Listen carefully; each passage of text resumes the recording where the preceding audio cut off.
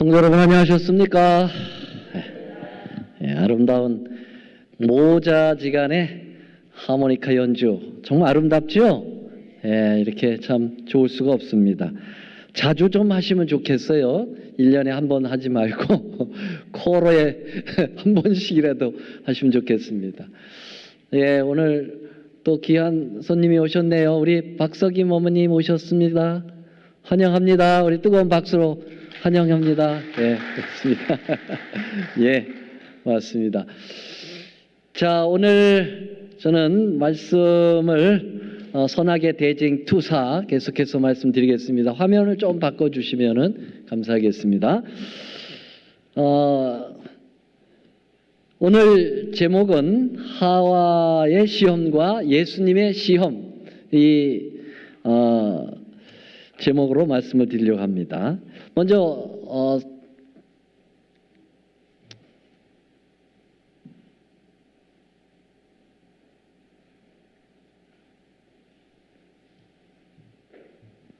성경 본문의 말씀 좀 읽겠습니다. 창세기 3장 6절입니다. 다 같이 힘차게 읽겠습니다. 시작. 여자가 그 나무를 본즉 먹음직도 하고 보암직도 하고 지혜롭게 할 만큼 탐스럽게도 한 나무인지라 여자가 그 실과를 따먹고 자기와 함께한 남편에게도 주매 그도 먹은지라. 지난 시간에는 에덴의 나무들이라는 제목으로 말씀드렸습니다. 에덴 동산에 나무가 세 종류가 있다고 그랬는데 어떤 나무입니까? 선악을 알게 하는 나무, 또요 생명나무, 또 하나는 임의로 먹어도 되고 안 먹어도 되는 나무가 있죠. 이 세 가지의 나무에 얽힌 선과 악의 대쟁투의 역사를 지난 시간에 좀 살펴보았고요. 오늘은 이제 시험에 관하여 좀 말씀드리려고 합니다. 시험. 한 수도사가 마차를 타고 여행을 하고 있었는데요. 마차에 이미 두 사람이 타고 있었습니다. 한쪽에는 누가 보더라도 절세 가인이에요. 팔등신 미인이 딱 앉아 있었어요. 또 한쪽에는 그 팔등신 미인하고 너무 비교가 되는 연세가 많은 노파 한 분이 타고 계셨습니다. 자, 이때 이 수도사가 이렇게 양옆에 탄 그 가운데 딱 앉게 되었습니다. 그런데 마차가 시골길을 가다 보니까 이리저리 이렇게 굽어진 길을 가다 보니까 말이죠. 이렇게 돌면은 이 수도사의 몸이 할머니 쪽으로 이렇게 기울어요. 그때 수도사가 뭐라고 혼자 읊조렸느냐면은 주여 시험에 들지 말게 하옵소서. 그렇게 했다는 거예요. 근데 이쪽으로 딱 방향을 틀면서 팔등신 미인 쪽으로 이렇게 몸이 딱 기울으니까 이 수도사가 하는 말이 주여 뜻대로 하옵소서. 그렇게 기도를 했다고 그래요. 그러니까 할머니 쪽에는 시험이 절대 없는데 그쪽에서는 시험을 들지 말게 해달라고 그러고 팔등신 미인 쪽으로 가면 시험이 굉장히 큰데 그때는 그냥 뜻대로 해달라고 하고 그래서 사람은 이제 시험을 당합니다. 어떤 일에 시험을 당해요. 여러분도 시험을 많이 당한 적 있으세요? 시험을 안 당하신 분은 거의 없을 거예요. 그렇죠? 제가 한 번은 우리 대선배 되시는 목사님이 설교를 하면서 당신이 받은 시험에 대하여 그 경험담을 이야기를 하는데요. 이 목사님이 신학교 시절에 한 교수님이 시험 기말고사를 치르는데 그 과목이 예언의 신 과목이에요. 예언의 신 과목인데 이 교수가 뭐라고 시험에 문제를 냈느냐면은 각 시대의 대쟁투 상하권을 읽었습니까? 그게 시험 문제예요. 이제 평소에 뭘 내준 거예요? 숙제를 내준 거예요. 그거를 기말고사 되기 전까지 다 읽어라. 필독으로 그렇게 숙제를 내준 거예요. 그래서 시험 문제가 그것을 읽었으면은 크게 동그라미를 치면 돼요. 이렇게.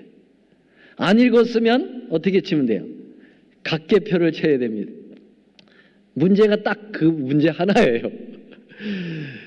자, 근데 이 목사님이 이제 그때 학생 시절에 이 각시대 대쟁투 상하군이 얼마나 분량이 많습니까? 목사님이 죽도록 이 신학생이 읽고 있다가 너무 지쳐가지고 그때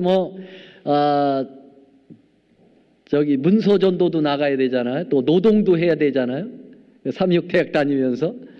그러니까 시간이 없어가지고 한 챕터를 못 읽고 그만 나머지 챕터를 다 읽었다는 거예요. 근데 시험 문제는 얼마나 읽었느냐가 아니라 읽었느냐 안 읽었느냐 이 두로 대답할 수밖에 없도록 시험 문제를 낸 거죠. 이 목사님은 이 학생은 어떻게 해야 됩니까? 다 못 읽었으니까 X를 쳐야 되잖아요. 근데 X 치기에 억울한 거예요. 그렇죠? 왜냐하면 95%를 읽었는데 5%를 안 읽은 거 가지고 X 치기가 너무 억울한 거예요. 그렇다고 5를 치면 어떻게 되겠어요? 그건 거짓말이에요.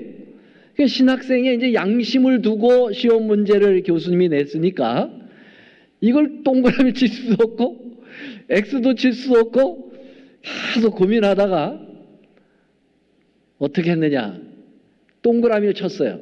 동그라미를 쳤는데 이렇게 해가지고 딱 이렇게 이어야 되는데 5%만 남겨두고 이렇게 열어놨다고 그랬어요. 시험을 당한 거죠. 그 X를 쳐야 사실은 저긴데, 그런데 이렇게 시험을 당했어요. 여러분, 시험이 없으면 참 좋겠죠. 학교 다닐 때도 시험 때가 되면 어떻습니까? 아주 지긋지긋합니다. 학교 졸업하면서 제일 기분 좋았던 게 뭐냐면 이제는 시험에서 해방.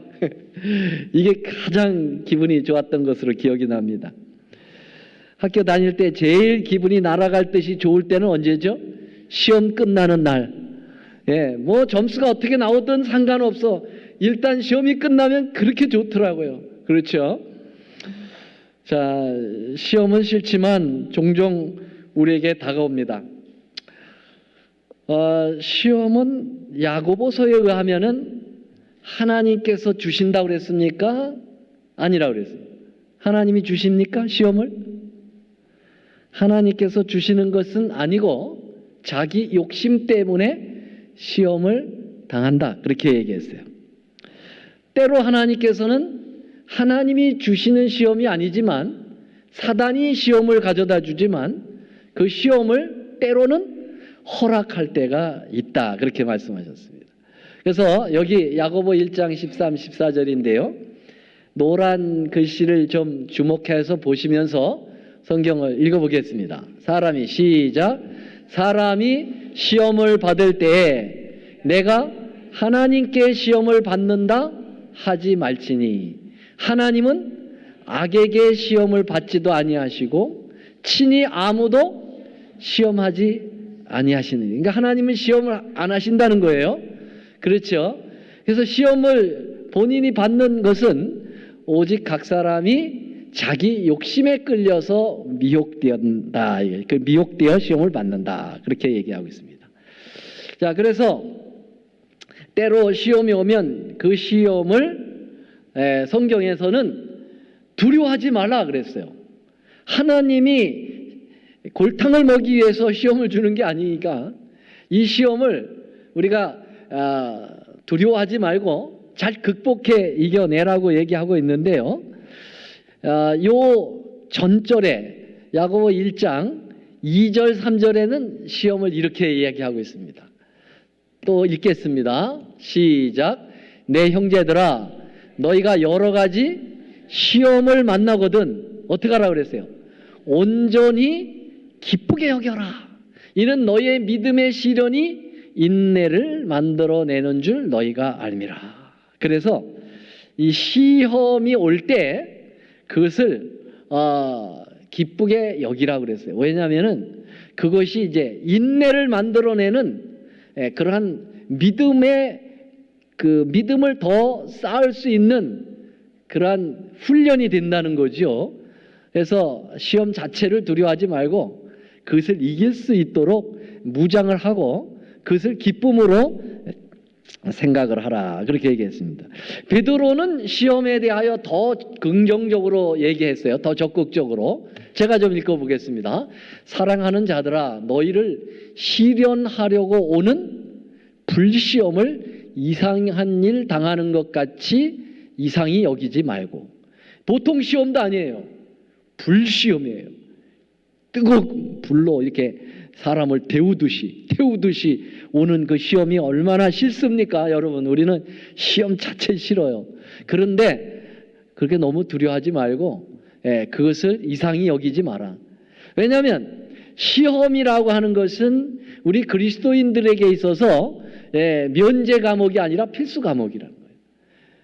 예수 믿는 사람도 시험을 필수 과목으로 성경에서 말씀하고 있어요. 그러니까 이왕 당하는 것이니까 아주 긍정적으로 적극적으로 그것을 이길 수 있는 힘을 가지고 나아가자. 그런데 이 시험이 무엇하고 연결을 짓고 있느냐면 13절 다 같이요. 시작. 오직 너희가 그리스도의 고난에 동참하는 것이라는 것이요. 여러분, 예수님이 시험 당하셨습니까? 안 당하셨습니까? 예수님만큼 시험 철저하게 당하신 분 있으세요? 없습니다. 예수님만큼 불시험을 당하신 분이 없거든요. 예수님의 그 십자가의 그 고난은 바로 일종의 시험이죠. 거기서부터 내려오라고 사단이 얼마나 주위에 있는 그 백성들을 향해, 백성들을 통해서 속살거렸습니까? 내 죄를 내가 구원한다. 그러니 이제 내려오라고, 십자가에서 내려오라고, 그런 엄청난 시험을 당하셨죠. 그래서 우리가 당하는 불시험은 그것이 바로 예수님하고의 연관을 갖춰서 예수님의 고난에 우리도 함께 동참하는 그러한 계기가 된다. 그래서 여러분, 시험 자체는 나쁜 것은 아닙니다. 힘들기는 힘들지만 이것이 우리에게 좋은 그러한 신앙의 연단의 과정을 거칠 수 있게 하는 것이다. 그렇게 볼 수가 있겠습니다.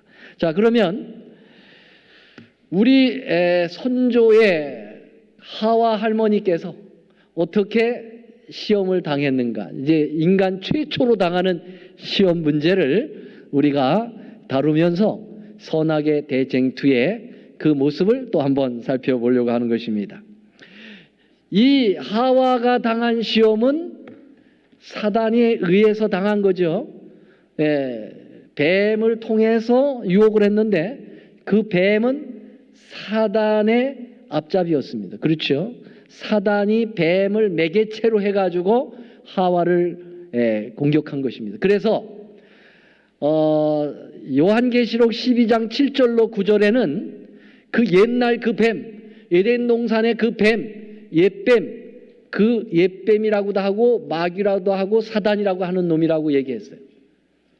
그래서 그 에덴 동산의 그 뱀은 사단이 배후 조종을 하고 있었다. 그렇게 볼 수가 있겠습니다. 자, 그러면 사단이 하와를 최초로 공격을 했는데요. 우리 예수님이 공생에 나오셔가지고 3년 반 동안에 하나님의 복음을 전하실 때 사단에 의해서 시험을 당하셨습니다. 몇 번 당하셨습니까? 3번 당하셨습니다. 아주 근본적 시험을 당하셨죠. 그래서 이 하와가 에덴 동산에서 선악과로 유혹을 당한 그 시험하고 예수님께서 공생에 나오셔서 당하신 그 세 시험하고 굉장히 연관성을 가지고 있고 같은 유형입니다. 왜냐하면 같은 사단에 의해서 공격을 했기 때문에.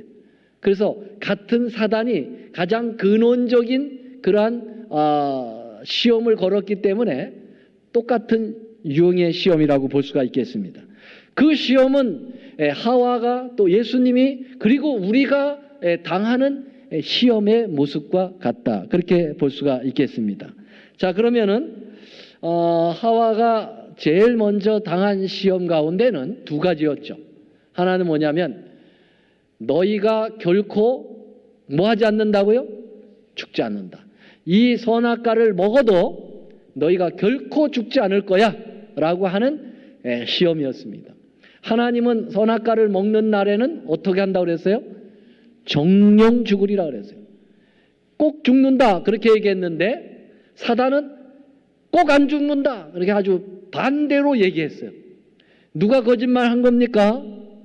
사단이 거짓말한 거예요. 그래서 요한복음 8장 44절에 보면은 사단은 아예 처음부터 거짓말쟁이라고 얘기했어요. 거짓의 아비라고 얘기했습니다.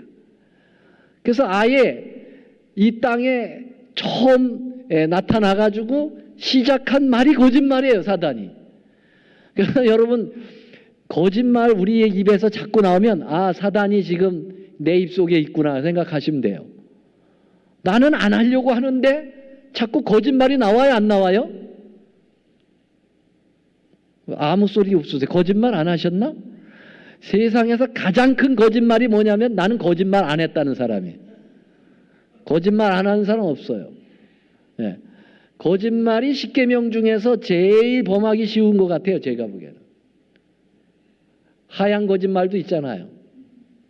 근데 거짓말 정말 우리 하루에도 여러 번 합니다. 냉정하게 생각해 보세요. 거짓말 내가 얼만큼 하고 있는지. 자, 어쨌든 결코 죽지 않는다. 이게 이제 거짓말이에요. 이 하와가 결정적으로 넘어간 게 그거거든요. 아, 나도 안 죽는구나. 예, 하나님도 안 죽고 나도 안 죽고.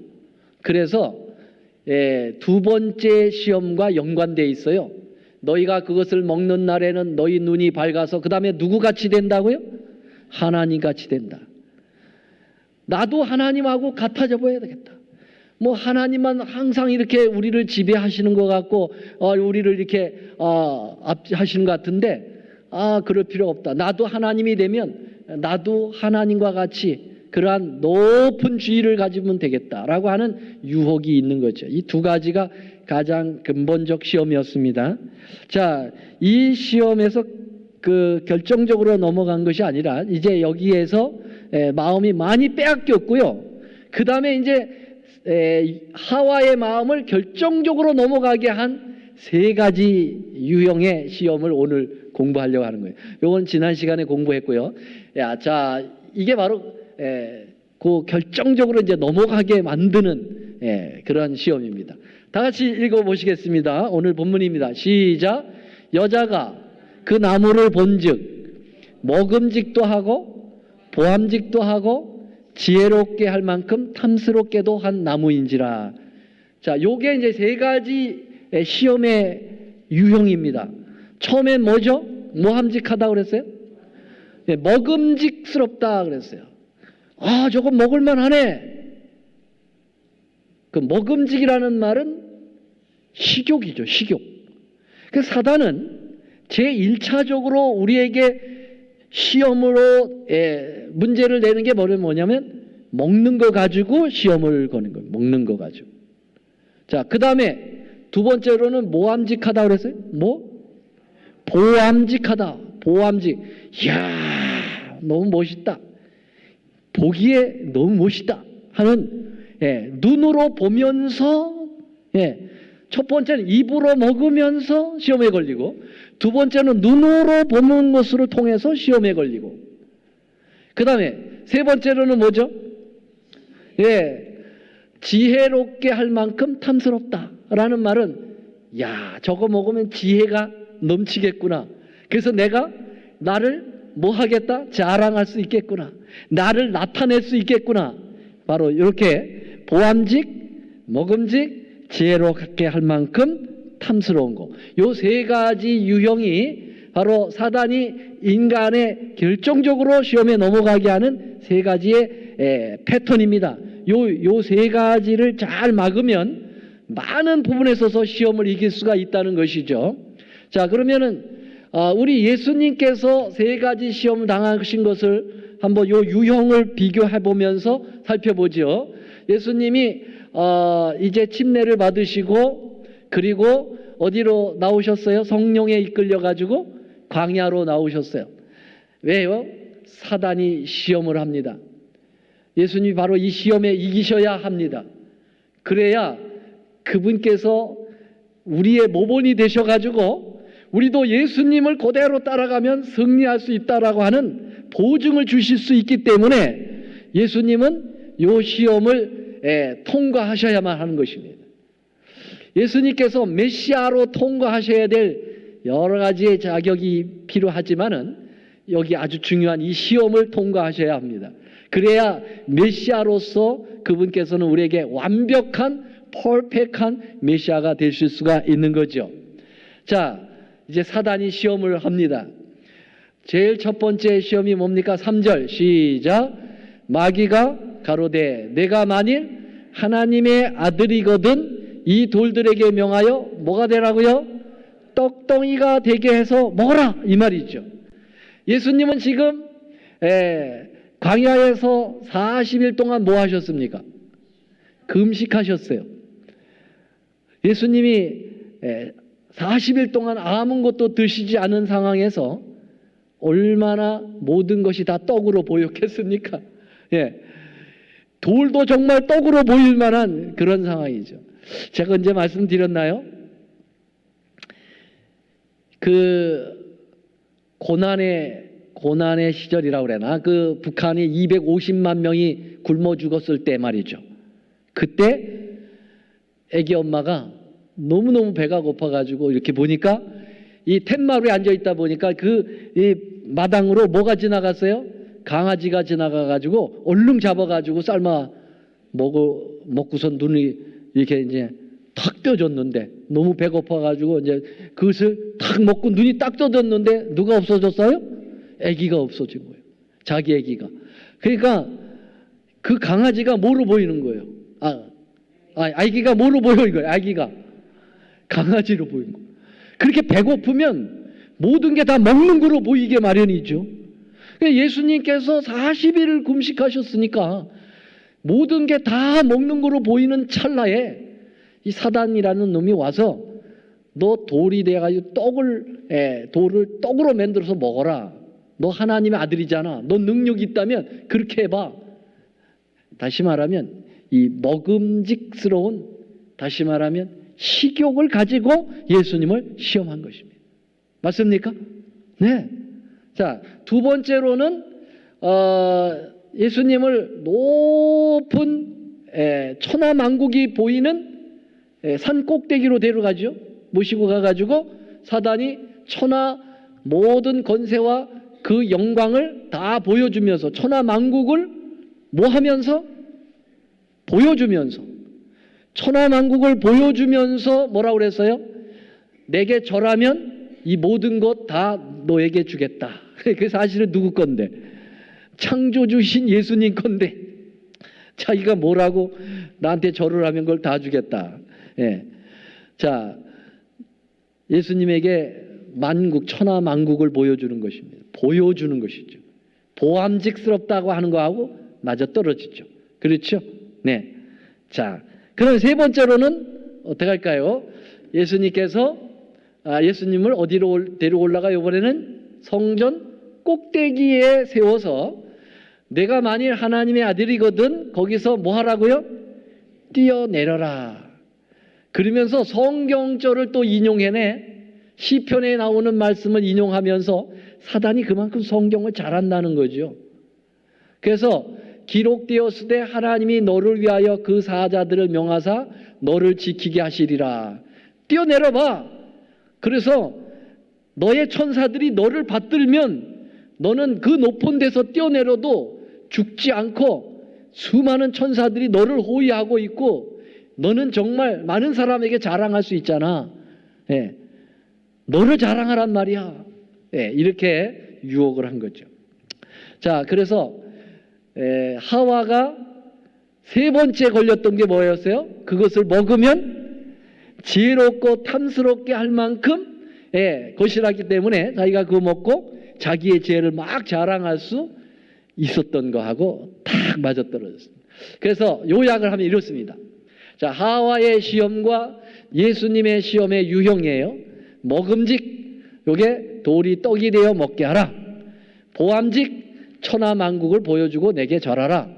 그 다음에 지혜롭게 할 만큼 탐스러움, 성전 첩탑에서 뛰어내려서 너를 자랑하라. 그렇게 얘기했어요. 자, 이게 사단이 이제 사람을 향하여 유혹해오는 본질적인 이 세 가지 문제인데요.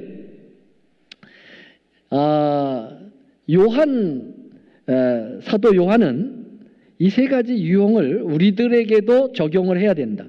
왜냐하면 사단이 우리에게도 그렇게 공격을 해오기 때문에 그렇다. 그래서 요한일서 2장 16절에 이렇게 이야기하고 있습니다. 다 같이 또 읽어보겠습니다. 시작. 이는 세상에 있는 모든 것이 육신의 뭐요? 정욕과 그 다음에요? 안목의 정욕과 그 다음에 뭐예요? 이생의 자랑이니. 다 이게 아버지께로 쫓아왔습니까? 아니고 세상으로 쫓아온 것이라 그랬습니다. 자, 그러니까 여기 사도 요한도 사단이 똑같이 세 가지를 통해서 우리를 유혹해 오는데, 하나는 육신의 정욕, 하나는 안목의 정욕, 하나는 이생의 자랑이다. 그래서 요 세 가지를 묶었습니다.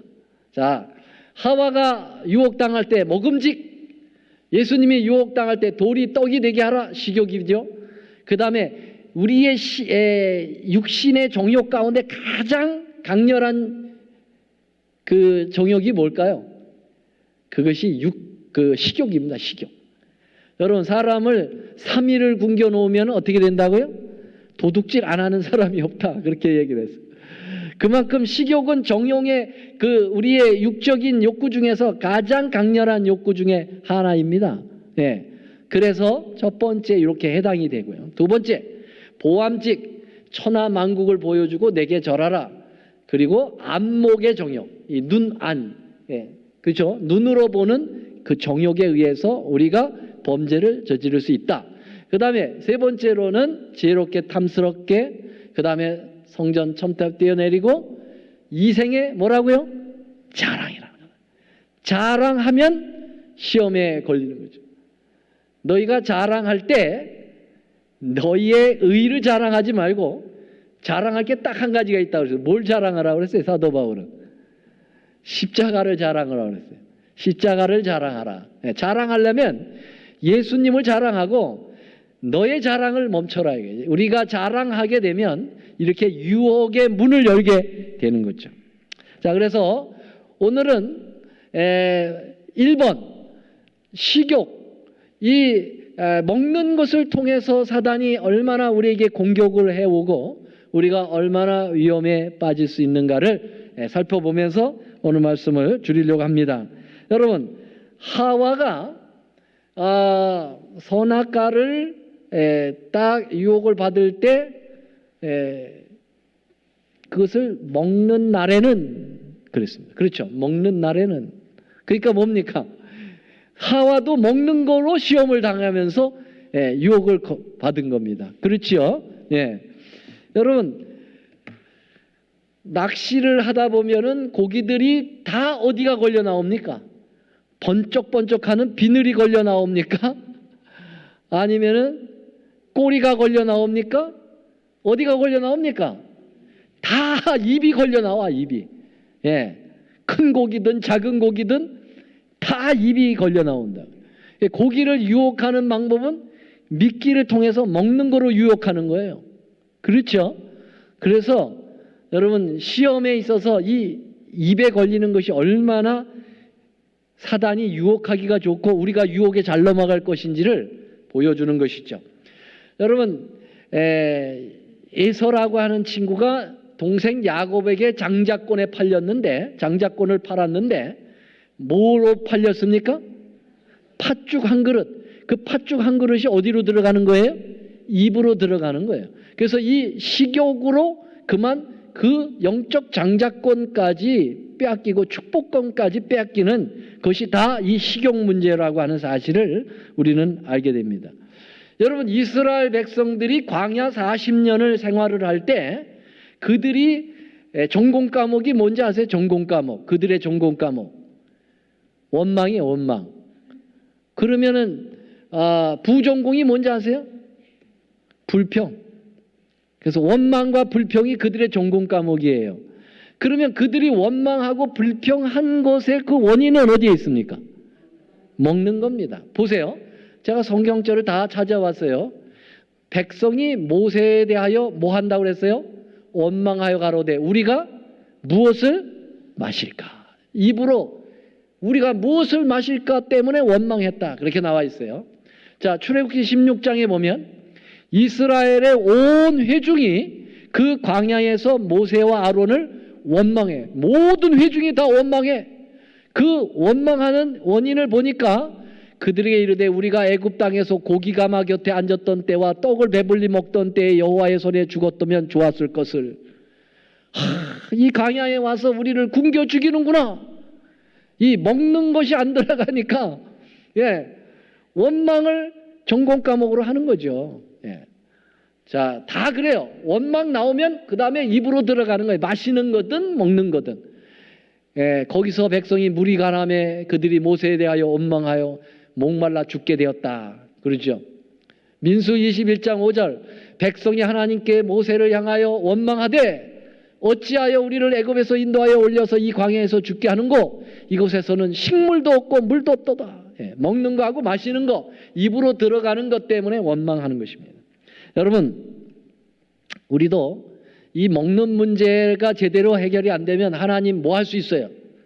원망할 수 있어요. 하나님 도대체 뭡니까? 하나님 믿은 결과가 이겁니까? 라고 원망을 할 수가 있어요. 여러분 조심해야 됩니다. 왜냐하면 입으로 들어가는 것이 원망에 아주 가깝기 때문에 그렇습니다.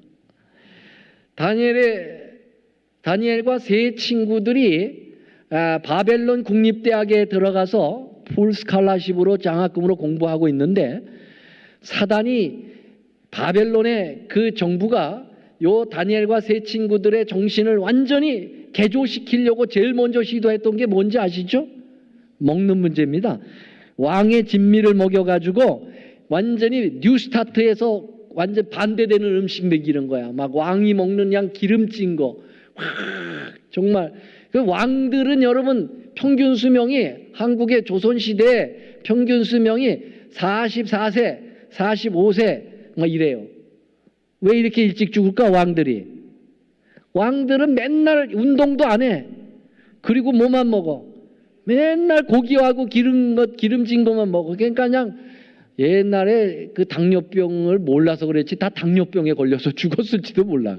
그죠? 운동은 안 하지. 심지어는 화장실 가서 이렇게 뒤 닦아주는 것도 신하가 닦아준다네. 세상에. 그냥 손 하나 깜짝하질 않아. 그러니 병 뺏기 걸릴 게 더 있겠어요? 거기다가 또 여자는 얼마나 많이 또 거느리고 삽니까? 야, 그러니까 일찍 죽을 수밖에 없는 거요. 그러니까 이 다니엘과 세 친구를 갖다가 이 기름진 음식 막 먹이고 그리고 포도주 먹여가지고 와인 먹여가지고 완전히 몸 망가뜨리면 정신도 망가지는 거죠.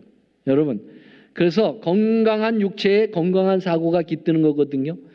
사단이 다니엘과 세 친구를 정신 개조하는데 이 머리를 친 것이 아니라 입을 쳤다는 사실을 기억해 하셔야 합니다. 입이 무너지면 정신이 무너지는 거예요. 여러분, 입에다가 술을 따라 놓게 성공을 하면 어떻게 될까요? 정신이 왔다 갔다 하는 거거든요. 술 마시면 정신이 왔다 갔다 해. 그래서 차 몰고 가다 보면 전보상대가 두 개로 보이네. 그래서 요 전보상대와 요 전보상대 사이로 지나간다고 가운데를 딱 가다가 딱 하면은 부딪히고 나서 정신 들으면 전보상대가 하나야. 여러분, 입이 무너지면 정신이 무너져요. 이걸 알아야 돼요. 사단이 우리를 먼저 입을 무너뜨린다는 사실을 기억해야 합니다. 제7회 안식일 예수 재림 교회가 왜 뉴스타트를 그렇게 부르짖고 2단, 3단 소리를 들어가면서도 음식을 골라 먹이고 정말 그렇게 철저하게 건강 원칙을 지키는 이유가 뭐냐 이거예요. 그게 바로 사단의 시험에 그 현관문을 걸어 잠그는 거죠. 입은 우리의 이성의 현관문이라고 그랬어요. 이 현관문이 열리면 마귀가 이 안에 들어와서 우리의 정신과 모든 의지와 이성과 판단과 모든 가치관과 도덕관념을 다 흐리게 만든다는 사실을 기억해야 할 것입니다. 맞습니까? 안 맞습니까? 예. 그래서 여러분, 우리 재림교회가 혹시 무너지는 소리가 들리면 어디서 먼저 들리는가? 성도들의 습관, 먹는 것이 막 무너질 때 저는 그러한 비애감을 느끼는 거죠. 세상 사람들, 안 믿는 사람들, 일반 개신교인들이 막 먹는 돼지고기, 개고기 막 먹고, 정말 콜레스테롤 많은 거 막 먹고, 막 중독되는 거 술 마시고 막 이렇게 되면 여러분, 재림교회의 가치관도 사실 무너지는 거예요. 어떤 사람들이 그 먹는 것이 구원에 관계되느냐? 저는 구원에 관계되고 안 되고를 얘기하기 전에 먼저 진정한 하나님의 남은 백성의 그 깨끗한 그 거룩성이 이 먹는 것으로부터 흐려지기 시작한다는 사실이에요. 너희 몸은 너희 것이 아니라 하나님이 거하시는 뭐라고 그랬어요? 성전이라고 그랬잖아요. 하나님의 성령이 거하시는 성전이 여러분 이런 엉터리 같은 음식으로 무너지면은요 하나님의 거룩성을 잃어버리는 것이죠. 여러분 일반 개신교 중에서도 지금 깨달은 교회가 우리보다 더 심각하게 이 건강 문제를 다루고 있는 교회들이 있어요. 캘리포니아에 가면은 캘리포니아에서 제일 큰 교회가 새들백 처치입니다. 이 새들백 교회 그 릭 워렌 목사가 목적으로 이끄는 그 40일이라는 책도 내놓고 유명한 목사죠. 그 사람이 이 자기 교인들의 살이 얼마나 이렇게 쪘는지 26만 파운드를 성공적으로 뺐습니다. 교인들의 뺀 그 킬로그램을 다 더하니까 얼마가 됐다고요? 26만 파운드를 뺐대요. 이 워렉 목사가 강조해가지고 우리 몸을 이렇게 뚱뚱하게 만들어가지고 하나님의 전을 이렇게 더럽힐 수 있느냐? 그가 아주 캠페인을 벌였던 모양이에요. 근데 목표는 70만 파운드를 빼는 거랍니다. 그 교인 수가 한 3만에서 4만 정도 되거든. 굉장히 많아요. 그러니까 살찐 사람들이 얼마나 많아. 그래가지고 70만 파운드를 뺀대요. 여러분 70만 파운드가 얼만큼의 무게인지 아세요? 전보 비행기하고 똑같은 무게랍니다. 여러분 그리고 텍사스에 있는 조엘 오스틴이라고 하는 목사가 또 있죠. 거기도 굉장히 큰 교회죠. 맘모스 교회인데 제가 그 사람 설교를 시리즈로 이렇게 누가 보내줘서 봤더니 뉴스타트를 가리키고 있어요. 뉴스타트.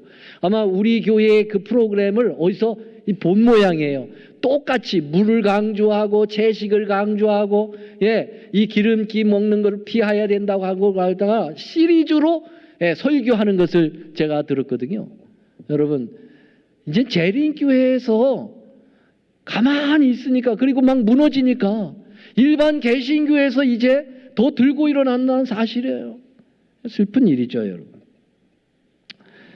여러분 사실 이 먹는 시험은 꼭 이 입으로 들어가는 그 먹는 것만이 식욕이 아니에요. 여러분 이 먹는 문제는 금전과 경제적인 것과 직결되어 있다는 사실 아시죠? 돈이 없으면 음식을 못 사 먹는 거예요. 그러니까 결국은 이 식욕이라고 하는 것은 경제적인 시험을 우리는 생각할 수가 있는 것입니다. 사단은 이 경제적인 문제로 과거나 지금이나 미래의 하나님의 선한 백성들의 목줄을 조여온다는 사실입니다. 과거 이스라엘 백성들이 애굽에서 종살이할 때 그들을 노예로 부리던 수단이 바로 경제적인 것이었어요. 너희들 이 벽돌 안 찍으면 빵 안 준다 이거예요. 빵 살 먹을 돈 안 줘요. 그래서 결국은 벽돌 찍느냐고 죽어라고 먹고 사는 일 죽어라고 하다가 돈 버는 일만 죽어라고 하다가 여러분 하나님 앞에 드리는 예배 다 잃어버리고 안식일 잃어버리고 계명 잃어버리고 다 잃어버렸어요, 여러분. 그래서 타락한 제사장 나라가 됐기 때문에 하나님께서 모세를 보내가지고 그 백성 끌어내신 거죠. 이래다간 진짜 이 백성 다 죽게 생겼구나. 예. 그게 바로 뭡니까? 이 사단 바로 이 애굽의 왕 바로는 사단을 대표하거든요.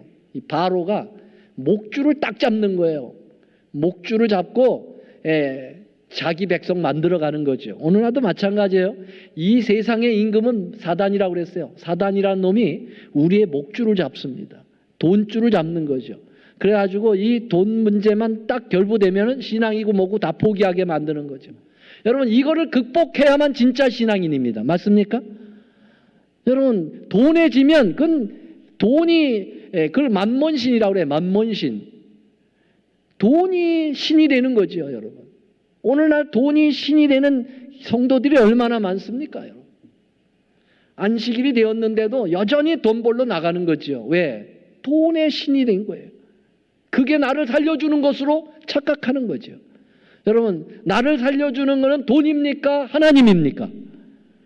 대답해 보세요. 돈이 나를 살립니까? 하나님이 나를 살립니까? 하나님이 나를 살리는 거죠. 그래서 안식일 문제는요, 이건 날짜 문제가 아니에요. 내가 하나님을 신으로 생각하느냐, 아니면은 내가 식욕을 신으로 생각하느냐라고 하는 중요한 갈림길에 하나님께서 걸은 그러한 계명이라는 사실을 기억하셔야 합니다. 이 마지막 때도 사단은 짐승의 표를 강요할 것이라고 그랬어요. 여러분 짐승의 표를 강요할 때 뭘 강요합니까? 여기 보면은 부자나 빈궁한 자나 자유한 자나 종들을 그 오른손에나 이마에 표를 받게 하고 누구든지 이 표를 가진 자 외에는 뭐를 못하게 한다고요? 매매를 못하게 한다. 매매라고 하는 것은 비즈니스거든요. 상권이거든요. 결국은 신앙하는 문제와 이 비즈니스 하는 문제가 대립되어서 하나님을 선택할 거냐 마귀를 선택할 거냐 둘 중에 하나를 고도독하는 것이 이 마지막 시대의 최고의 시험이 될 것입니다. 최근 미국 경제를 위시해서 전 세계의 경제 불황에 시달리고 있습니다. 사단이 인간의 가장 취약점인 목줄을 잡고 흔드는 모습을 우리에게 보여주는 것이죠. 예수님께서 이럴 때 우리에게 시험을 이기는 너가 이 돌을 떡이 되어 먹게 하라라고 사단이 시험에 올 때 우리 주님께서 과감하게 그 문제를 이길 수 있는 방법을 사단에게 말하면서 당신도 승리하시고 우리도 승리하도록 하십니다. 그게 뭡니까? 다 같이 읽겠습니다. 시작. 예수께서 대답하여 가라사대 기록되었으되 사람이 떡으로만 살 것이 아니요 하나님의 입으로 나오는 모든 말씀으로 살 것이니라. 아멘. 그렇습니다, 여러분. 우리가 떡으로 살 것이 아니에요. 물론 떡으로도 살죠. 그러나 떡으로만 사는 거 아니에요. 우리가 진짜 사는 것은 하나님의 입으로 나오는 하나님의 말씀, 하나님의 거룩한 영의 양식인 성경을 먹어야 삽니다. 그렇지 않으면 우리는 보장이 없습니다.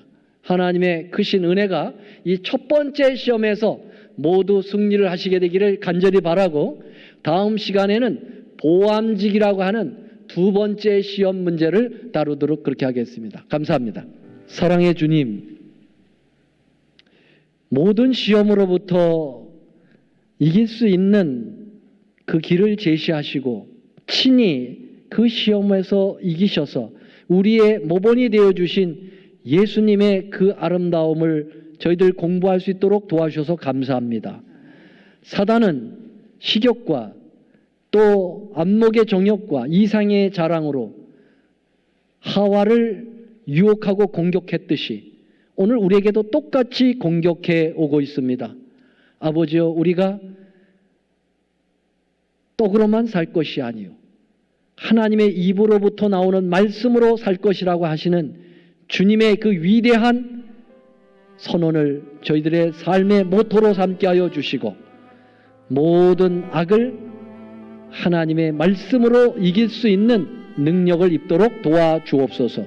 예수님의 이름으로 간절히 기도 올리옵나이다. 아멘.